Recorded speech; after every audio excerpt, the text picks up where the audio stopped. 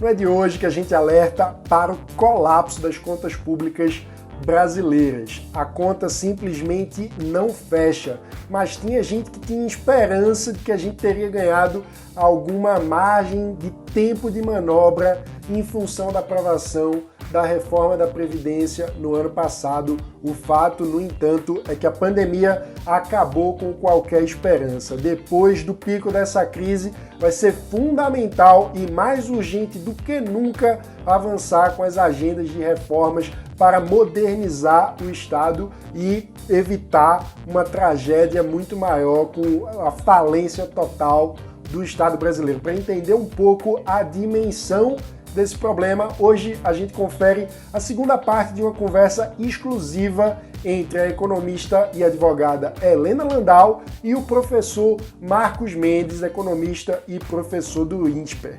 Dessa vez eu não me contive e acabei me intrometendo na conversa, você vai conferir aí, mas antes, claro, não se esqueça, deixa aqui o seu like, se inscreva no canal e ative o sininho para não perder as notificações, porque de segunda a sexta-feira, mesmo em quarentena preventiva para evitar a disseminação do coronavírus no Brasil, nós continuamos trazendo conteúdo novo para você, sempre com os principais destaques do dia para quem defende a liberdade por inteiro. Confere aí.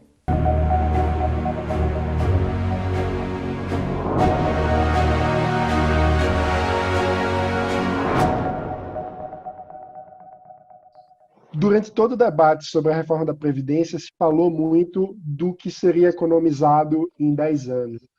E aí dá um pouco a sensação, quando a gente vê as cifras, de que toda a conquista que foi a reforma da Previdência, de repente, se evapora com a crise que surge e que a gente precisa gastar tanto. Eu queria que vocês comentassem isso, assim, quais os caminhos. Será que a crise do coronavírus acabou destruindo o esforço fiscal que a gente tinha ganho com a reforma da Previdência e como é que a gente pode pensar no pós-Covid e como pagar essa conta, né? Eu vou pedir licença para o Marcos para responder primeiro, depois eu retomo, porque isso me lembra muito a discussão da privatização, dos recursos da privatização durante a apreciação cambial, né, dos anos lá do final dos anos 90. E praticamente tudo que foi arrecadado na privatização, as pessoas disseram que não fez efeito nenhum na dívida pública, porque a dívida pública cresceu muito com a decisão do Banco Central. Não vou discuti-la agora, claramente havia uma divisão dentro da equipe econômica sobre a manutenção ou não da apreciação cambial. Eu era do grupo contrário, eu era a favor da flexibilização do câmbio. Mas, enfim, com aquilo você teve uma taxa de juros elevadas, etc., e você acaba que o esforço da privatização foi pouco percebido. E aí a resposta que se dava, para não ter que entrar na discussão sobre o acerto ou não da política cambial, assim, teria sido pior sem os 100 bilhões de dólares da privatização, né? Essa é uma questão que eu acho que o fato de que você gaste em tão pouco tempo boa parte do que foi arrecadado na reforma, primeiro, reforça a ideia que aquela reforma ia precisar de uma nova em algum momento, 5 anos mais à frente. Não entraram estados, municípios, não sei se o Marcos concorda. E não tem uma coisa a ver com a outra, entendeu? Ela tem uma importância para reduzir o impacto nos gastos correntes, né? E isso é um esforço permanente, né? Então, é assustador para mim o número que, até passar para o Marcos responder, é assustador para mim os números que estão vendo. Muita gente tem me perguntado agora o que fazer com a privatização. Eu respondo em outro bloco, mas, assim, primeiro estava falando 500 bilhões, hoje já se fala em 600 bilhões. O BTG, cujo analista veio da IFE, né, da Instituição Fiscal, já está vendo possibilidade de passar para 900 bi, né, de déficit. O Marcos tem um trabalho interessante sobre avaliação da trajetória do crescimento da dívida, que daria 100 ou 100 e poucos por cento da dívida, o que coloca um problema do encurtamento dos prazos de financiamento do Tesouro, já coloca um problema de pressão financeira numa crise que não era financeira. Então, a situação é muito grave, entendeu? Helena, só para não perder a piada, nesse ritmo parece que o déficit vai chegar no 1 trilhão antes das metas de guerra. Capaz do déficit chegar no trilhão antes de você vender em estatal alguma para chegar lá, muito menos a Granja do Torto, que era o grande imóvel para você poder financiar. Mas, Marcos, fala um pouquinho dessa questão da trajetória, depois eu falo um pouco da privatização no contexto. Eu concordo com a resposta da Helena. Eu acho, basicamente, que nós entramos nessa tempestade com o telhado furado, né? E a reforma da Previdência foi um remendo num pedaço desse telhado. Se ela não tivesse feito, ia estar entrando mais água na casa do que está entrando, né? E nós, ao sair dessa crise, nós vamos ter que fazer muito esforço de ajuste fiscal. Tem muita gente vendendo saída fácil, dizendo que vai monetizar a dívida, que pode manter juro baixo por muito tempo, que não vai ter problema nenhum. Eu não vejo assim. Eu acho que a gente vai ter muito pouco espaço, nós vamos estar com pressão de fuga de capital e pressão sobre a taxa de câmbio por muito tempo, portanto, gerando pressão inflacionária e correndo o risco de sérios retrocessos institucionais, como, por exemplo, acabar com o regime de meta de inflação com o intuito de emitir dinheiro para pagar a dívida pública. Então, assim, a reforma da Previdência obviamente não foi em vão. Ela teria que ser feita, se não tivesse sido feita antes, a gente ia entrar mais fraco nessa crise. A gente não teria vivido já um período longo de juro muito baixo, que foi garantido pelo processo de ajuste fiscal e que permitiu segurar a dívida nos 76% do PIB. A gente já ia entrar nessa crise com a dívida acima de 80% do PIB, o que, portanto, ia nos levar mais para o alto ainda, né? Então, eu não vejo, e ontem o discurso foi muito feliz, o discurso do secretário Mansueto ontem, dizendo, olha, saindo da crise, nós vamos ter que entrar num processo de reforma bem mais ousado, profundo e rápido. Embora eu ache que, agora fazendo um pouco um papel de analista político, eu acho que a gente corre o risco de ir para o outro extremo, né? A gente ir para o extremo desenvolvimentista, de que temos que recuperar o país com obras públicas, agora não importa mais déficit público, vamos emitir dinheiro, vamos fazer... O ministro da Infraestrutura já tem lá uma lista de 30 obras públicas que ele acha... Até o orçamento para tal. Já lançaram no Palácio do Planalto lá um comitê de planejamento econômico, que me lembrou aquela musiquinha Esse é um país que vai para frente, quando eu era criança. Quando reúne comitê de recuperação, a gente já tem que ficar alerta, entendeu? E, assim, movimentos como fechamento da economia, né, já está muito forte, essas grandes associações protecionistas da indústria química, da indústria eletroeletrônica, da indústria de máquinas, dizendo, olha, está vendo, esse negócio de globalização e abertura da economia não dá certo, a gente precisa ser autossuficiente em tudo, porque quando acontece uma crise dessa, a gente tem que ser capaz de produzir respirador. Então, vai ter um movimento muito forte contra a reforma, e o país necessitando mais ainda de reforma. Então, vai ser um ambiente mais difícil ainda. Teve muita gente questionando o teto, né? Eu acho que seria importante você explicar a importância do teto. Das ideias ruins que bateram na trave por pressão de economistas da qualidade do Marcos, Lisboa, Samuel e todos que estão preocupados com o bem público para valer aqui, já tivemos questionamento do teto no início da crise, quando não havia nenhuma necessidade de discutir teto, né? Acho que é um desconhecimento da própria lei e do artigo 167. Foi esclarecido.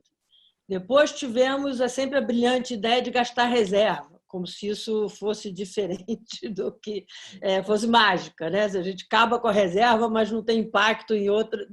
É diferente de política monetária, assim, como se fossem coisas distintas. Depois tem a discussão da imprimir moeda, né? Tal. E agora, e o fim da meta que vem junto, né? Que vem junto. E agora essas ideias malucas de protecionismo, como se na próxima crise a gente precisasse de respirador. Eu acho assim, a indústria mais protegida que a gente tem no Brasil é a indústria automobilística. Nunca se desenvolveu. Nunca fez um carro competitivo internacionalmente. Chega a ser uma vergonha os carros produzidos no Brasil. A gente vai discutir a qualidade de produção de tecnologia e respirador com a indústria protegida? E sabe lá se a gente vai precisar de respirador? A gente vai precisar de importar o que for necessário, produzir o que for necessário. A gente tem que ter qualidade tecnológica, né? E agilidade para fazer as coisas, importado ou não. Então, essas... E agora vem essa ideia mais estapafúrdia ainda de recuperar a TJLP. Né? São ideias que você percebe que é um saudosismo, como a gente falou, daquilo que já deu errado. Né? A gente não sabe o que a gente vai fazer daqui a 2 anos ou na próxima crise. A gente está aprendendo muito com esse tamanho da Covid, da pandemia, é assustador, os números vão aprendendo, os cientistas estão aprendendo qual é o remédio, se é uma doença do sangue, se é uma doença de inflamação, se é um problema de trombose, cada hora tem uma discussão. Os economistas também vão, né? Isso que o Marcos falou, vamos definir por 3 meses, depois a gente define outra coisa. Agora, me assusta, duas coisas me assustam. Primeiro, uma certa ideia que vai ter uma recuperação em V. Acho que essa é uma coisa que eu gostaria, talvez, de discutir com o Marcos. Porque, assim, como foi um choque externo, resolvida o Covid, achado o remédio do Covid, nós teremos uma recuperação em V. Né? Então, portanto, todos os problemas estão resolvidos e o déficit primário do ano que vem vai sair de 900 bilhões esse ano para 100 e poucos. Né? Essa discussão. E a outra coisa que me assusta é uma discussão sobre os modelos, vamos dizer assim, liberais, né? De liberalização versus modelos de proteção. Essa é uma coisa assustadora, como se o fato de estar sendo os recursos públicos estarem sendo drenados para certas funções dentro do liberalismo dissesse assim, não, só funciona quando o Estado participa. E eu gostaria de chamar a atenção que tudo aquilo que, de fato, na pandemia teria feito diferença se o Estado fosse eficiente no Brasil, que é a qualidade da habitação popular, qualidade urbanística, transportes públicos, saneamento, acesso à água, possibilidade de educação à distância, banda larga, tudo isso que o Estado deveria, né, de alguma forma, ou diretamente ou através de delegação fazer, falhou completamente. Né? A pior face dessa crise é exatamente nas áreas que não foram privatizadas ou que tiveram má atuação do governo. Então, assim, Marcos, eu queria que você retomasse um pouco para a gente pensar o que você acha exatamente dessa ideia de recuperação. Depois, antes de chegar no Marcos, falar um pouco do que o Mansueto falou. De fato, o Mansueto está coberto de razão de que as reformas serão extremamente necessárias diante do quadro fiscal que a gente tem, mais ainda do que já eram no início do governo Bolsonaro. Houve acho que uma má condução das reformas desde o início, uma focalização na reforma da Previdência. A reforma da Previdência foi aprovada na Câmara em julho do ano passado. Em novembro, 3 PECs foram entregues, sem nenhum empenho do governo para que elas fossem aprovadas, nem a PEC emergencial, que poderia estar ajudando nesse momento. O PL da Eletrobras nunca recebeu esforço, empenho pessoal, nem do Ministério da Economia, nem do secretário de Estatização, nem da Casa Civil, pessoalmente no Congresso. Então, assim, eles vão ter que retomar algo que já era importante, que havia um ambiente propício, porque o presidente Bolsonaro foi eleito com essa pauta, num ambiente muito mais de um saudosismo pelo intervencionismo, pelo protecionismo, pelo gigantismo do Estado. Eu ouço com frequência o que seria do país sem a Caixa Econômica, por exemplo.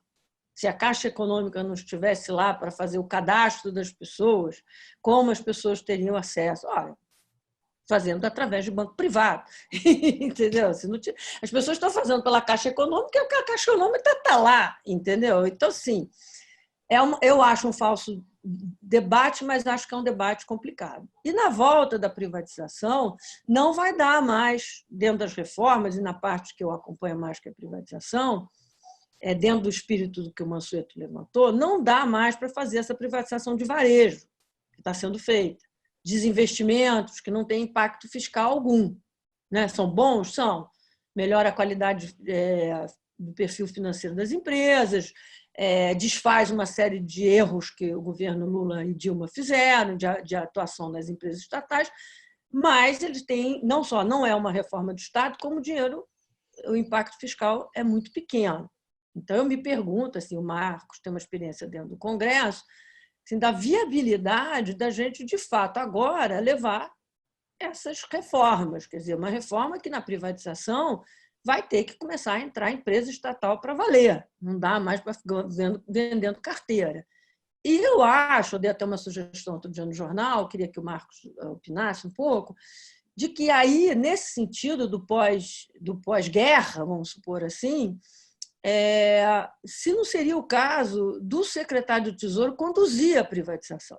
Quer dizer, óbvio que a privatização tem que ter um foco em eficiência, competição em mercados, mas a importância fiscal vai crescer muito grande, vai ser muito grande. E eu acho que é o secretário do Tesouro que vai conseguir avaliar, né, a forma de venda, o que maximiza para ele, o que impacta mais sobre a trajetória de dívida pública, como fazer para não financiar gastos correntes, etc. Né?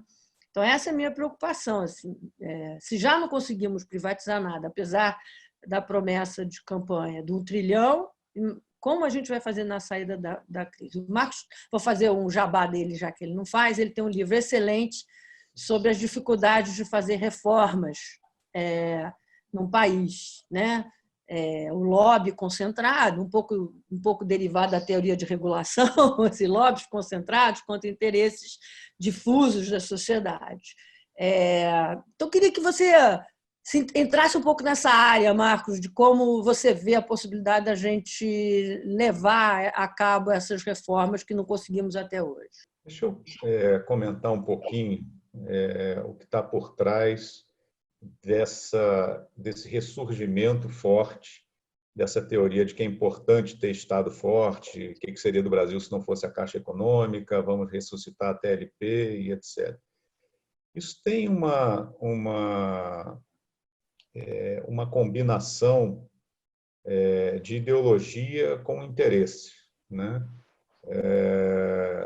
Por trás de cada iniciativa dessa, tem gente que perdeu uma boquinha ou não quer perder uma boquinha, né? Quando você acabou com a TJLP e criou a TLP, você acabou com um benefício de crédito barato para um monte de gente, né? Então, a crise está surgindo como veículo para vários interesses. Assim como os estados tentaram emplacar a resolução de todos os seus problemas em nome de resolver a crise, jogando para a União um peso muito maior do que era a sua necessidade imediata de recursos, todos os lobbies de fechamento da economia encontraram uma justificativa fática para construir a sua história, né? Todo mundo que cresceu à sombra do BNDES também encontrou uma justificativa fática para tentar voltar para aquela situação que lhe era confortável antes, né? Isso não só representou o fracasso e a falência do Brasil no passado, como não representa a saída para a gente daqui para frente, tá certo?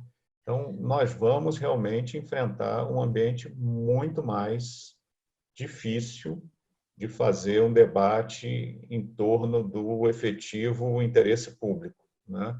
Porque você abriu com a crise a ideia de que todos têm que ser socorridos, né? Então, você tem, por exemplo, segmentos como o agronegócio, que não está sendo fortemente afetado pela crise, porque o dólar está lá em cima, continua exportando, não teve grandes interrupções no seu processo produtivo e já mandou uma cartinha para o presidente da República pedindo refinanciamento de fundo rural, parcelamento de dívida, aumento de benefício creditício, etc., né? Então, a gente vive numa sociedade muito segmentada, muito habituada ao sucesso dos lobbies privados e particularistas, e a crise abriu um espaço muito grande para isso, né? E isso também tem reflexo do lado político, né? Eu estava pensando assim, de uma forma um pouco, talvez, rasa, mas você tem dois caminhos possíveis quando um país entra numa crise dessa dimensão, né?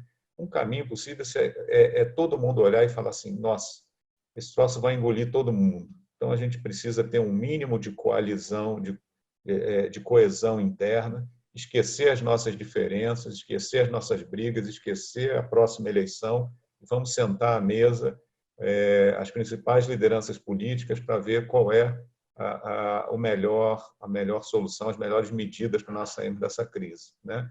É o sangue, suor e lágrimas do Churchill, né? Não tenho nada a prometer a vocês, senão um sacrifício. Vamos sentar para ver qual é o sacrifício mais racional que nós podemos fazer para, lá na frente, para nós distribuirmos igualmente o sacrifício e lá na frente sairmos menos machucados e podemos reconstruir a nação. A outra é você entrar numa guerra fratricida, estilo tribal africano, entendeu? Que cada um quer matar o adversário e se aproveita de uma situação de confusão para tirar proveito próprio, para derrubar o adversário, para fazer o cálculo político de como é que eu vou me sair bem junto ao público, qual vai ser a minha imagem ao lidar com a epidemia, se eu vou me sair bem ou não na próxima eleição, eu tenho que passar rasteiro no ministro que está indo bem, porque ele vai ameaçar a minha reeleição. Aí você aguça o conflito em vez de gerar a coesão interna. Eu temo que a gente esteja indo por esse segundo caminho bem complicado. E aí eu volto ao nosso tema inicial, que é a questão da ajuda dos Estados. Ela foi objeto de uma guerra política, né? Está sendo objeto de um tensionamento político, de um assunto que é relativamente fácil de resolver. Senta à mesa e resolve. Marcos, a gente está quase chegando no fim aqui, mas eu queria usar um pouco da sua experiência, tanto no Ministério da Economia, quanto no seu dia a dia do Congresso Nacional, para eu não sair completamente pessimista e cortar meus pulsos, ou sair bem pessimista. Você vê alguma possibilidade do clima que se instalou entre os poderes, né? Até o STF hoje, que estava mais acomodado com o governo Bolsonaro, de alguma forma está confrontando as decisões do governo Bolsonaro quando a questão de saúde, veja agora ontem a decisão do STF que permite que os entes subnacionais decidam sobre atividade econômica, né, das suas cidades e estados, alguma possibilidade de alguma hora a gente reorganizar a ponto de a gente conseguir ter uma articulação, porque temos muitas vaidades, né? Uma briga do Rodrigo Maia com Paulo Guedes, o Bolsonaro que ataca o Congresso Nacional, e a gente fica dizendo, se esse cenário não se consertar, é um cenário de volta de inflação. Você concorda comigo ou não? A gente vai estar de novo voltando a um modelo que inevitavelmente vai nos levar a mais inflação? Helena, deixa eu emendar a pergunta. E, para além disso, no caso de uma coalizão, qual você acha que deveriam ser as prioridades de ação e também, para trazer um pouco a responsabilidade que nos cabe, qual o papel dos movimentos da sociedade civil e do Livres diante de um contexto como esse, na tua visão? Assim, não tem uma fórmula para a coesão política. Eu acho que é uma questão de baixar a bola, sentir que a crise é intensa. Nós ainda não vivemos o pico da crise. Quando começarem a superlotar hospitais, espero que isso não aconteça, mas se isso acontecer, a tensão social vai ficar maior, né? se for necessário mais tempo de quarentena, as necessidades individuais das pessoas a quem não está chegando, possa não estar chegando a ajuda do governo, pode gerar problema de conflito social. Então, nós ainda temos aí possibilidade dessa temperatura esquentar um pouco mais, né? E aí espero, né, que as nossas grandes lideranças baixem a bola, sentem à mesa para conversar e fazer um plano de ação, né?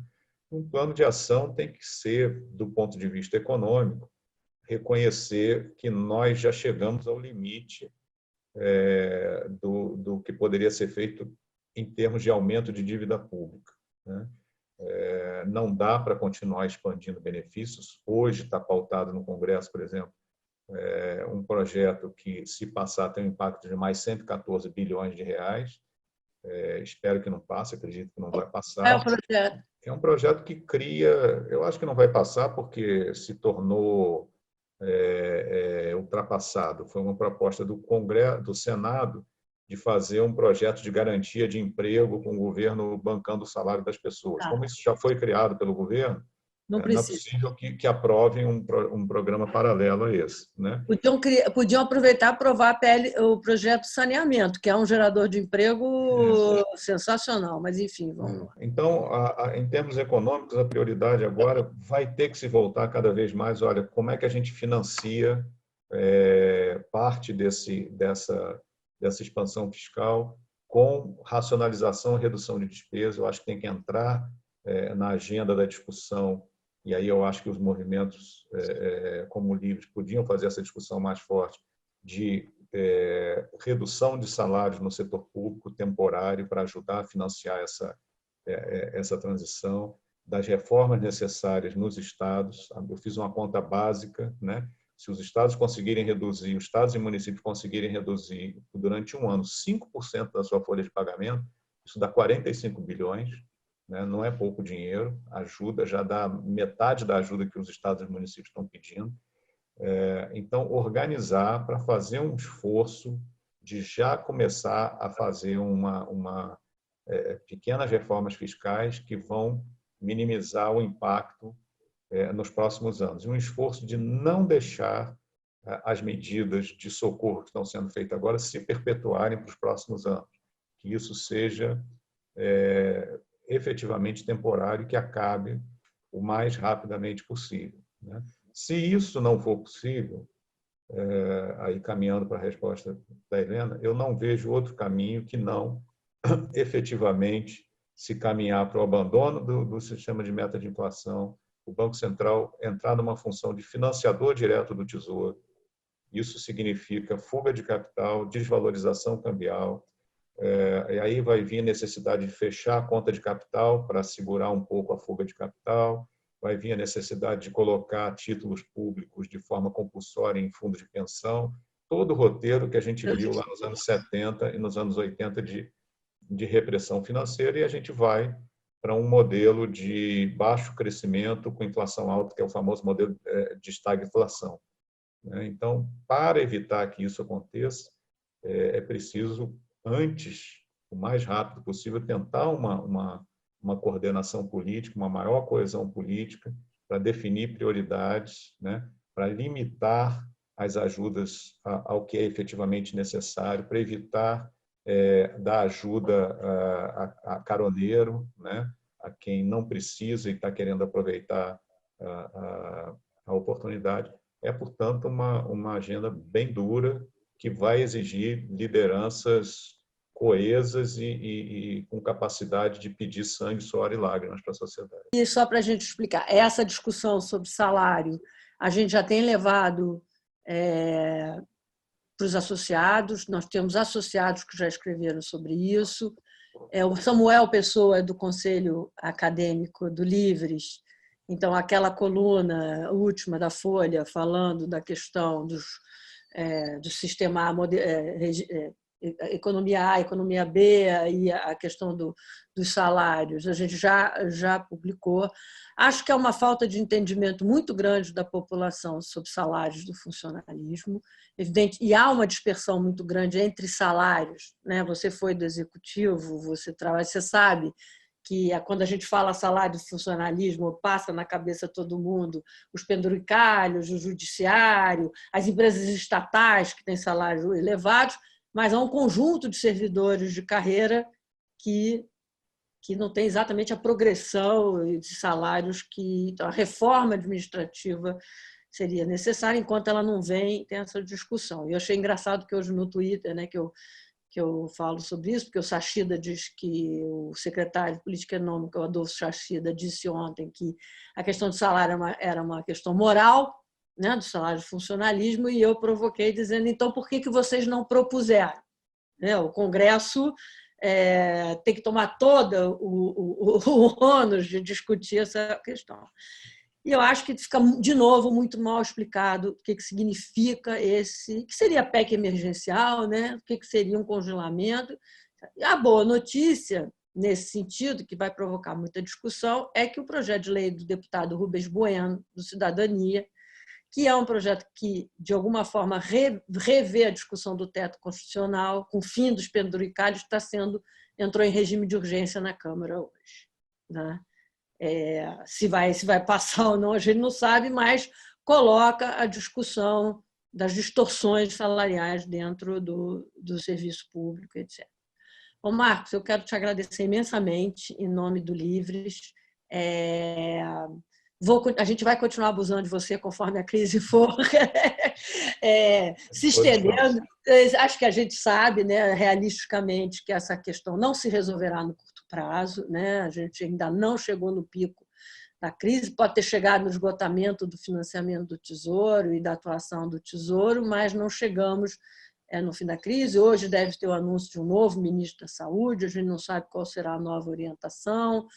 Não se sabe se o presidente Bolsonaro vai deixar o ministro trabalhar sossegado, se o aprofundamento da crise vai, talvez, ser como um raio iluminador em cima do presidente da República, da gravidade da situação, da necessidade de coordenar as ações com os outros poderes em nome do bem-estar da sociedade brasileira.